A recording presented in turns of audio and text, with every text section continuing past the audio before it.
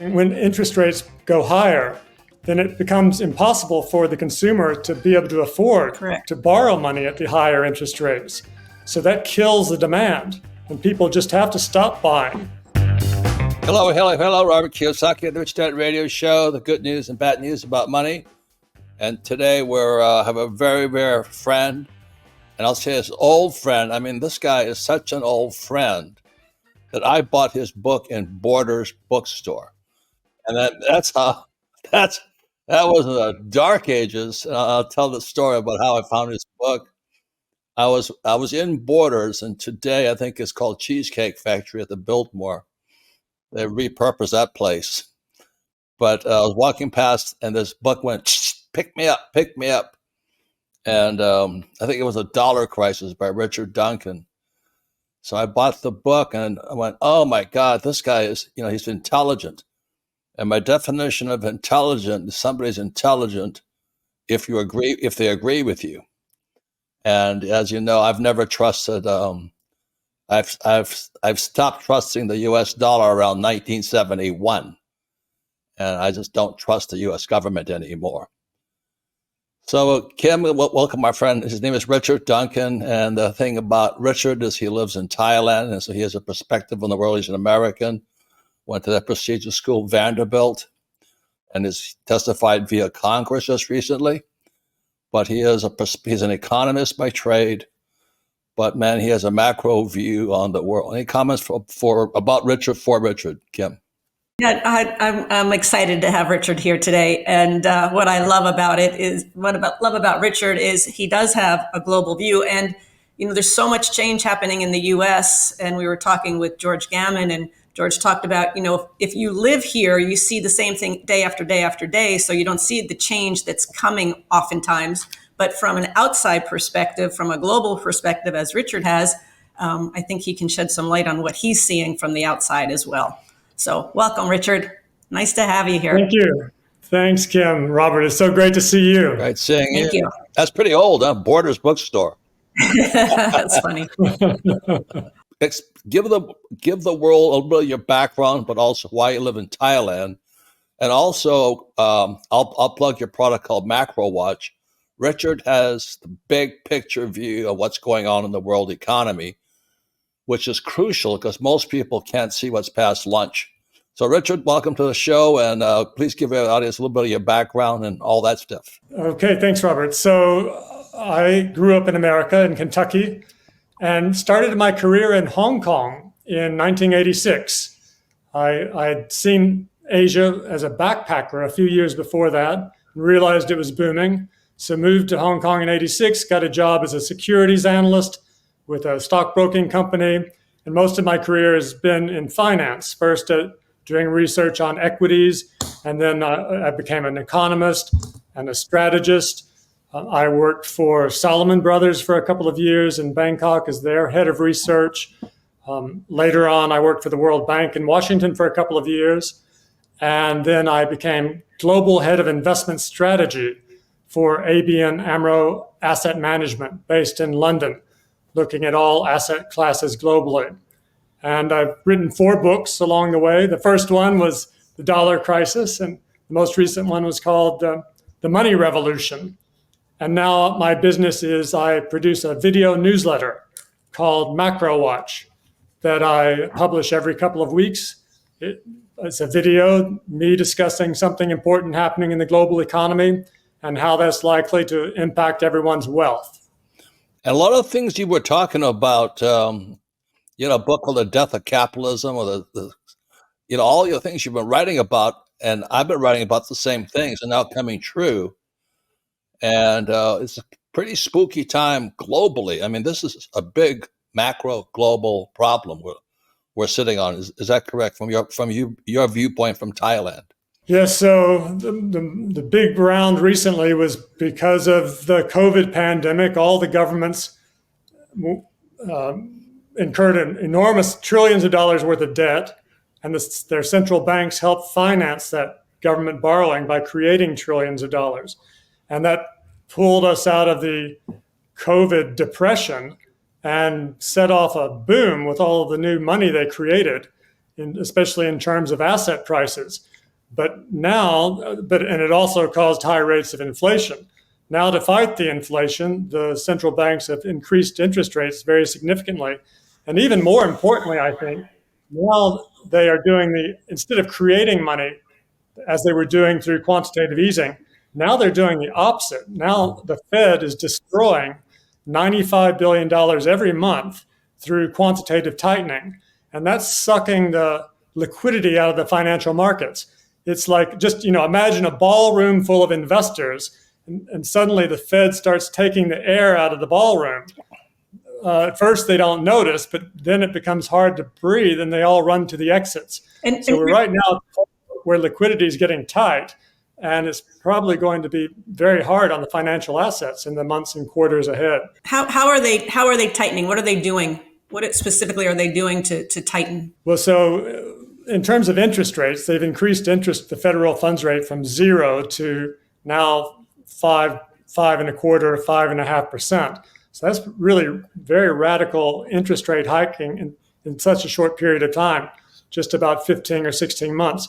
But in terms of quantitative tightening, they're literally taking $95 billion a month out of the financial system and destroying it. $95 billion adds up over a year. That's $1.1 trillion, or about 13% of all the dollars.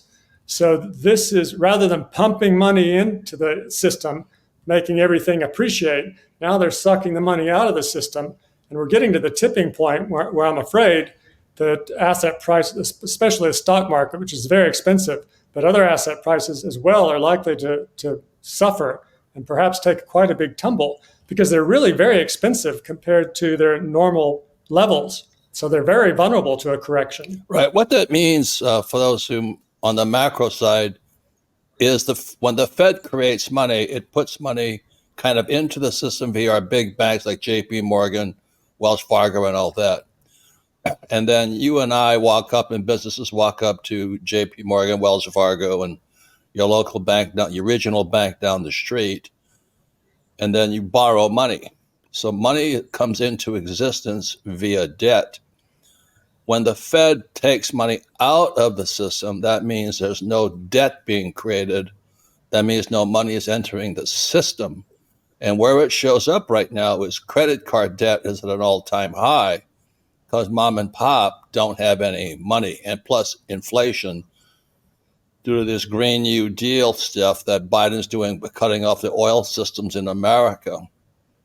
It's crushing America right now. So credit is going out and the economy is crashing as we speak. And I think Powell and his friends are laughing all the way to the bank because they're not putting money back into the system. Is that fairly accurate on the macro side there, Richard? Well, so yes, they've increased the interest rates to make it more difficult for people to borrow. They want people to borrow less and spend less, so there'll be less demand, and that will cause inflation to fall. And they also want to take away some of this new money that they created during the pandemic, also to make liquidity conditions tighter and to bring down the inflation. So I have a question. If they're raising interest rates, which makes everything more expensive, which makes it more expensive to borrow, aren't businesses passing that along to their customers so the prices would go higher? I mean, I don't understand how that is a hedge to inflation, because I would think everybody's going to raise their prices because everything just got more expensive. It's happening in real estate. It's happening in rents. Isn't it happening across the board? Well, when it becomes more expensive, when interest rates go higher, then it becomes impossible for the consumer to be able to afford to borrow money at the higher interest rates. So that kills the demand, and people just have to stop buying. So the companies can't push up their prices, because if they do, they won't be able to sell their products. So the demand drops, and then the companies either sell less or they begin to reduce their prices. And that's how the inflation comes back down again. So there's two things happening, is that interest rates are going higher and they're pulling liquidity out of the system. So people can't spend money. And so that's causing this huge crisis because we said pretty much there's two things, right? Like interest rates are higher, they can't borrow, so that's less money coming into the system. Plus they're QTing it, quantitative tightening it, that we're drawing money out of the system. And then suddenly you see businesses start to fail because mom and pop don't have any money because they're maxed out on their credit card. I mean, that's that's the macro system there. That's right. But what we've seen up until really right now is the economy has been surprisingly strong. And the reason why it's been surprisingly strong is because the government handed out so much stimulus during the pandemic, roughly $5 trillion. And the Fed financed that by creating $5 trillion new dollars and essentially financed the whole thing. And by sending out stimulus checks to the Americans, suddenly they had a lot more cash. And this is not small change we're talking about. This was an enormous transfer of wealth, essentially from the government, or you could say future generations, to the present generation, giving them this was spending almost like on a wartime basis. When the government has a war, it spends enormous amounts of money, and that makes the economy boom because of all the government spending. Well, this is almost spending on a warlike basis, and it's carried the economy through right up until the most recent quarter. The most recent GDP was up 2.4%, much higher than everyone had been expecting. But I think we're getting to the tipping point now within the next couple of quarters where this is going to go into reverse because of the higher interest rates and because the Fed is destroying almost $100 billion every month and taking that out of the financial markets. So, Richard, what's to stop the government or the Fed from implementing UBI, universal basic income, where everybody gets a check, or they keep these stimulus checks coming to people, to individuals? What's to stop them from doing that? Well, right now, the government is divided. The House is split between the Republicans and the Democrats, I should say the House of Representatives is controlled by the Republicans now. The Senate is controlled by the Democrats. So what's stopping them is they can't agree on anything, so they can't pass any new laws. So that nothing is going to get passed at least until the next congressional elections at the end of next year. So that's the main thing that's stopping the government from doing anything until 2025. Right. And then Biden is now proposing, that thing about the student loan debt. I don't know if you've seen it, Richard, but student loan debt is $1.7 trillion, is the number one asset America has today. So America the American economy is being supported by kids going to school, they take out student loans. Those loans I wouldn't touch. Kim and I have a lot of debt, but I would never touch a student loan. And we're getting so desperate, we're screwing our students now. So again, this is Richard Duncan. He's been a longtime friend. His business is called Macro Watch. He has a fantastic newsletter with a lot of pictures in it. It's essential for people to get the big picture before you look at the small picture. And the small picture is mom and pop. Their credit cards are maxed out. Student loan debt is killing our students. And as Kim and I always complain about, we have no financial education in our schools. And we wonder why we have problems today. So we come back, Richard's given us the good news. Now we get to the bad news. Not really. There's always a silver lining. So the reason I like to have Richard on is because I get to see what I can do next. Because what happens when those stimulus checks came out, they had those goofy guys that they were buying AMC and some other really stupid stocks. They were just jacking these stock prices through the roof because all the young people thought they were Warren Buffett or something. Yeah. And what Kim and I bought with our stimulus checks, we bought gold and silver. We didn't get stimmy checks, Robert. They didn't give us anything. We got those big bonus checks or something. But anyway, when we come back, there's always good news. So again, our guest is Richard Duncan, and we'll be back in a few minutes with the good news. We'll be right back.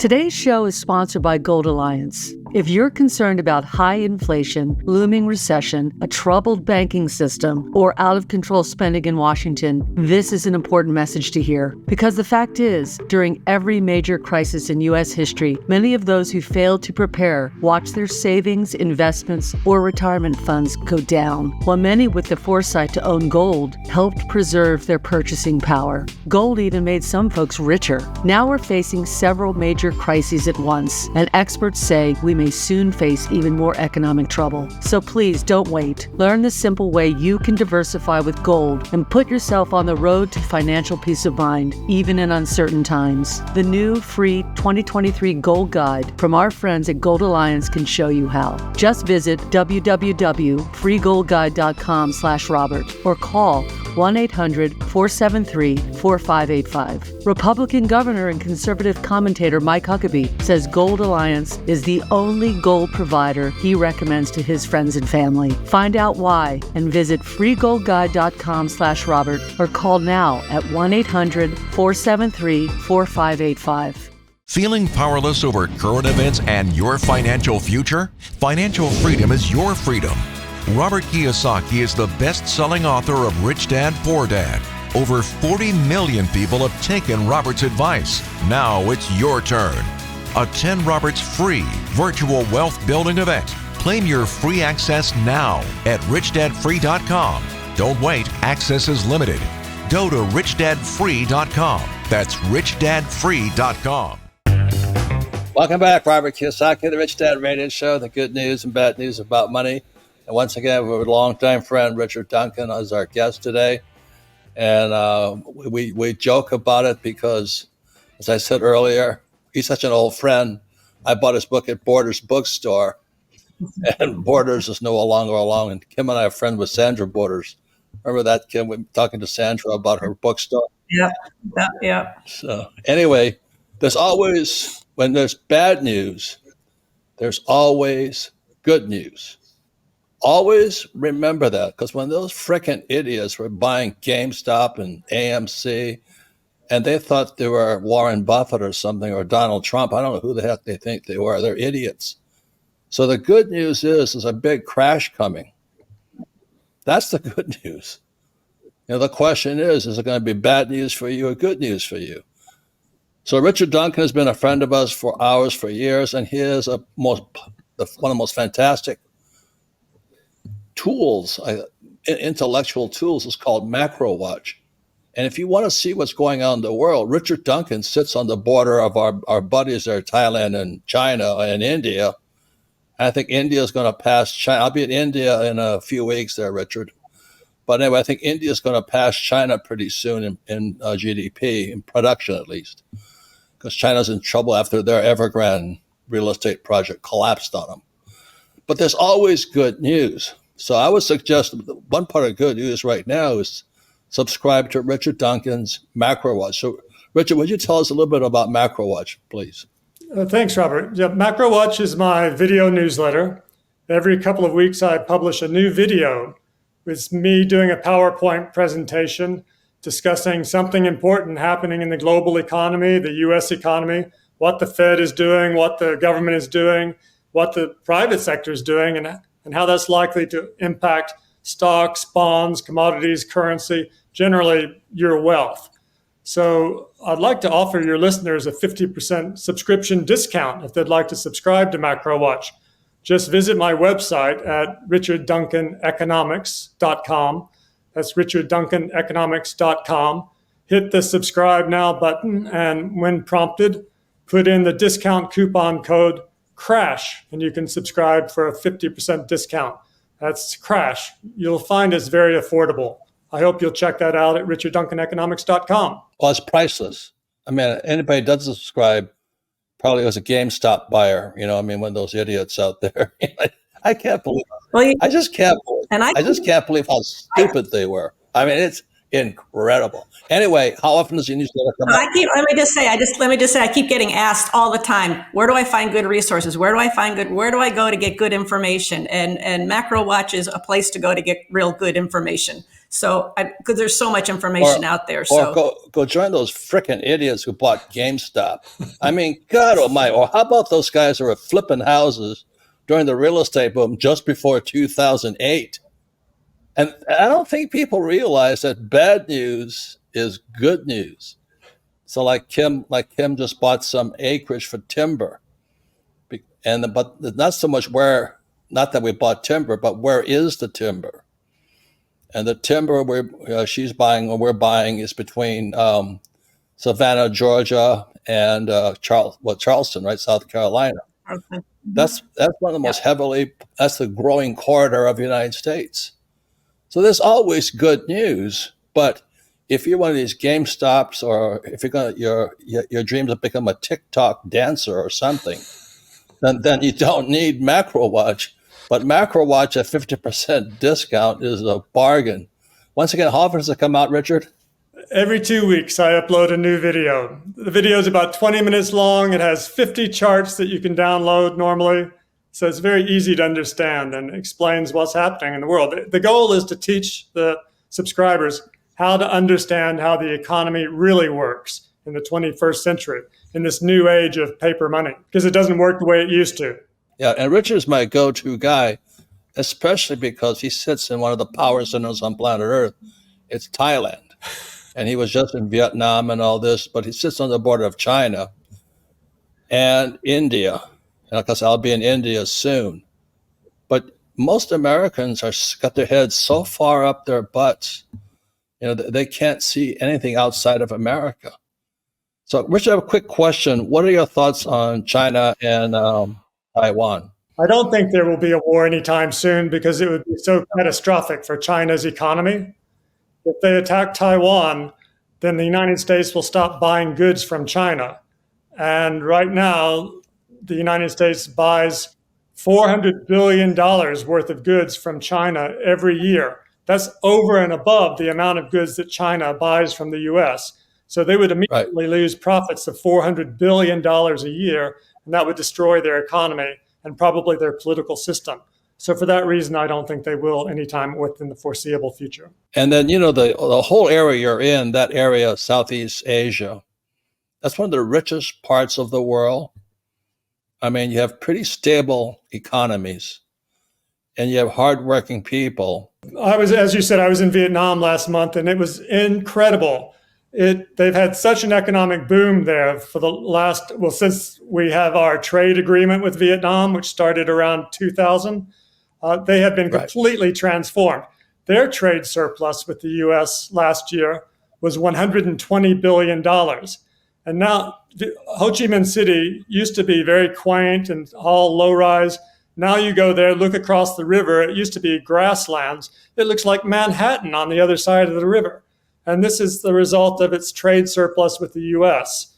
and being able to boom, just like all the other Asian tigers and dragons have boomed through export-led growth. Vietnam has really been enjoying that recently. And that's why Asia has become so prosperous in such a short period of time. Since I've been here most of the time since the mid-1980s. This has been the right place to be. It's been extraordinary to watch.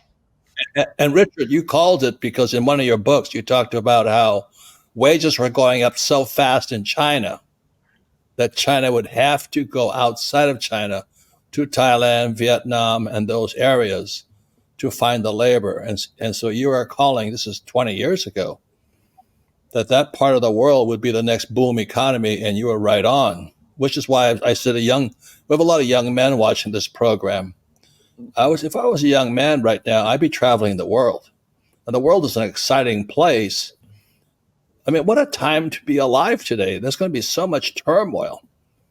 And look at all the wonderful places in the world you can go visit while you're still young.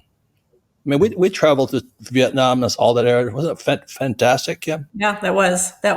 Hey, and I wanted, just to the point Richard was making, I just have a question. So Vietnam's booming, much of Asia's booming, trading with the U.S. So U.S. production is now slowing, economy slowing. How does that impact the entire world? How does that impact Vietnam? During COVID, the Americans got their stimulus checks, right? And they were also locked in at home. So they couldn't go out and go to the movies and drink at bars. So they bought a lot of iPads and things online. And most of these things running machines, most of these things were made in Asia. So Asia's exports, including Vietnam's, really had a fantastic couple of years as a result of that. But now the Americans are going out spending on goods rather than spending on on services, I meant to say, rather than buying more running machines and more iPads. So suddenly Vietnam's exports are dropping quite sharply. And all of Asia's exports are dropping quite sharply. We got China's economic data today. Their exports are down 14% from last year, which is one of the biggest drops they've experienced, other than outside of the first shock of COVID. So right now, Asia is being hit because their exports are all dropping after the big COVID boom that they enjoyed for the 2 years before this. Do you pay much attention to the European markets there, Richard? I look at what the central bank, the ECB, is doing in particular quite closely, and I monitor what's going on with their GDP and have a pretty good idea of what's going on in Europe. What do you see happening there? Well, so of course the war is dominating all of their thoughts. And when when Russia attacked Ukraine, that drove up energy prices, gas prices in particular, and also food prices. But gas prices, liquefied natural gas prices, are the kind of gas you use in your cooking stove or to heat your home. That shot up just to wildly high levels. But it turned out that the winter was much milder than people had expected. And the Europeans were quite fast to source gas from the United States and from other places. So it ended up that they didn't run out of gas. They didn't run out of energy. The winter was mild, and they avoided going into a serious recession. In fact, they really didn't dip into recession at all. But they did have inflation. Now the inflation's coming down, and things are not great. But they turned out to be a lot better than everyone feared a year ago. And then I've been following pretty closely the BRICS, because the BRICS are going to the Belt and Road Project out of China and all that. The BRICS nations, there's now, started with 5, there's now 41 inside of it, which is about 3/4 of the world's population. Have you been tracking BRICS at all, or what that impact to the world's going to be? So the BRICS used to all move together to a large extent, but now they're all moving in different directions. Russia is going to have an economic crisis for a long time because of its war and the sanctions that have been imposed on it. China is turning Japanese. China has had such a long economic boom, but now they have nowhere else to boom to. They have too much housing. They have too much infrastructure. They have too many steel factories. The world just can't keep buying more and more things from China. So they've run out of room to grow, and their population started to shrink. So Japan's economy hasn't grown since 1990. So China is probably going to move in that sort of situation where China just stops growing and flattens out and never overtakes the US as the largest economy in the world. I agree with you about India. I think you're very smart to go to India. India has a very good future. They have such a large population, the largest in the world now, lots of well-educated and low-cost labor. And all the companies know they need to get out of China and move and relocate somewhere friendlier to the United States. So that's very likely to benefit India's economy for decades to come.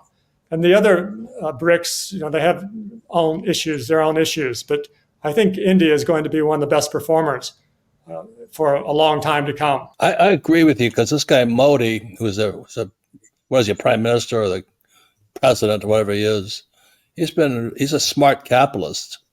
And India doesn't have the same warlike tendencies that China did or does. And I was just kind of laughing because this one guy was commenting on the Ukraine-Russia war. He says, the Russians are so desperate, they're dusting off all World War II tanks. Do you know what I mean? It's just eating them alive. And any comments on the war or anything, how it affects macro?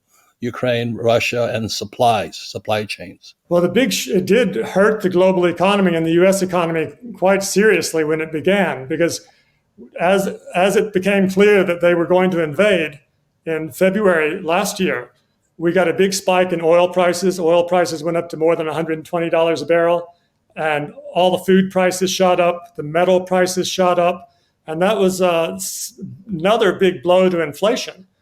That caused another big spike in U.S. and global inflation, forcing the Fed to hike interest rates even more.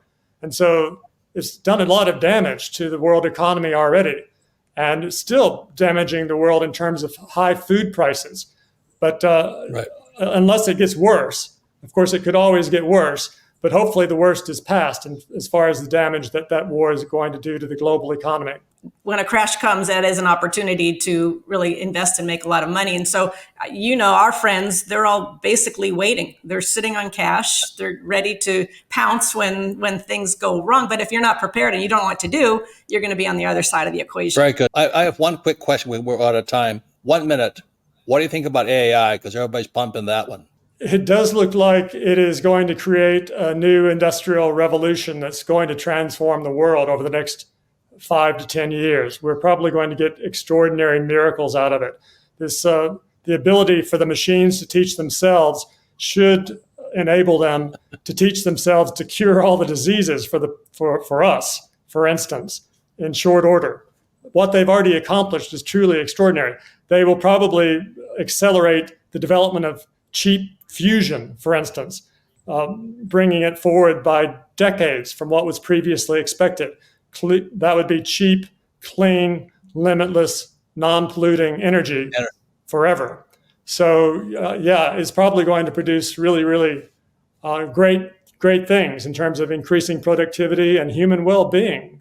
Let's hoping for the best. Can we just keep it in the hands of good people? or even people. When they take it out of our hands, the machines. We'll do good things with it. Let's say that. Let's get it in the hands of people that will do good things with it. We don't know. Next week, this happened so much faster than people expected. This wasn't supposed to happen for another 20 years. And now suddenly, it doesn't matter if it's conscious or not, just the abilities of what it can do, whether it really has a mind of its own or not, what it can do is so extraordinary that by teaching itself and have the ability to try things 1 trillion times in an hour until you get it right, that gives you a lot of power to learn what's right and what's wrong, what works and what doesn't work really quickly, and implement what does work. And so they've already done just extraordinary things with it, like untangling the structure of proteins, for instance, which normally would take a PhD graduate student his entire PhD program to do one of these amino acid proteins. They can do it in seconds. So they've completely now unraveled the structure of proteins, apparently, which opens up the possibility of creating new medicines and all kinds of breakthroughs for human health. Like next week, I'm flying to Dallas, Texas. There's a company out there that's experimenting with AI for educators, and the purpose is to eliminate college professors. So I'm going to go over there and check them out and find out what they're doing. This because AI is a lot better for a teacher than a teacher. So all these things are happening. The point is, Richard Duncan has been a friend for years. He sits in Thailand. He sees the world. I see more opportunity than ever before, because out of chaos comes opportunity. And that's why, please subscribe to Richard's program, Macro Watch. And Richard, thank you for being a friend for all these years. So thank you. We'll come back for the final words. So Richard Duncan, thank you very much. Thank you, Robert. Thank Kim, you, Richard. Appreciate thank you so much. It's great to see you again.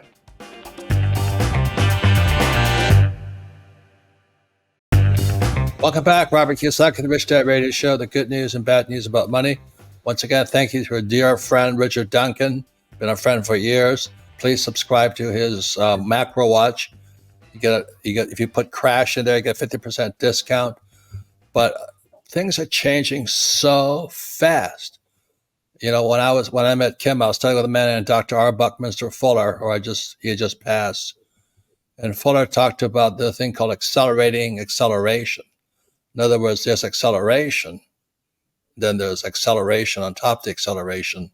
And that's what's happening today. And so millions and billions of people are about to be caught flat-footed. Just look at what AI is going to do, plus the lack of integrity of our governments.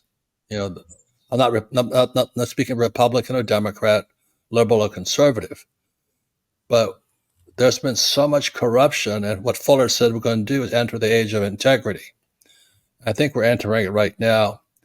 Look at the Fed's going to destroy $95 billion a month. It's going to crush mom and pop. At the same time, AI is coming up. Same time, India is coming up, and Americans are still wondering, what's happening with Bud Light and the tranny guy. I mean, we're so screwed up. I can't believe it. But hey, Kim, any comments about seeing Richard, an old friend of ours? Yeah, I always love Richard's perspective, and he brings a different perspective. I mean, we've had people on saying the Fed's going to lower rates, and he's like, no, they're going to raise them again. So it's really good to get different points of view. But I thought it was really interesting when he talked about AI and that it's like 20 years earlier than they anticipated. So to your point, everything is speeding up. The acceleration is amazing. And there's no time better than to understand what the heck is going on, so that, I fear for a lot of people when these mortgages are resetting and the interest rates are going up. Unfortunately, there's going to be a lot of people on the other side of the equation that are not going to do so well. But then if you're prepared and you know what you're doing, you can do really well. So again, why they don't teach financial education in schools, I just do not understand. Plus student loan debt. I mean, Biden tried that. Yeah. Tried to reduce it. October. Yeah.